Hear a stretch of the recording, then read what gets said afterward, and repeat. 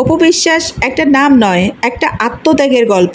সত্যি বলছি, অপু বিশ্বাসের জন্য মনটা খারাপ হয়ে যায় মাঝে মধ্যে। একজন মেয়ে, একজন অভিনেত্রী, একজন স্ত্রী, একজন মা, এই চারটা পরিচয়ের ভার একসাথে বয়ে বেড়ানোটা কতটা কঠিন সেটা সে নিঃশব্দে পুরো একটা যুগ জুড়ে দেখিয়েছে। সে ভেবেছিল, বিশ্বাস করেছিল, ঘর বানাতে চেয়েছিল, নিজের ক্যারিয়ারের সেরা সময়ে সবকিছু ছেড়ে সংসারের জন্য নিজেকে বিলিয়ে দিয়েছিল। একটা সমাজ যেখানে মেয়েদের শুধু বিনোদন হিসেবে দেখা হয়, সেখানে অপু বিশ্বাস সাহস করে সামনে এসে বলেছিল, হ্যাঁ আমি মা হয়েছি। সে কাউকে ছোট করেনি, কারো নামে কাদা ছড়েনি, কেবল নিজের সত্যিটুকু নিয়ে দাঁড়িয়েছিল।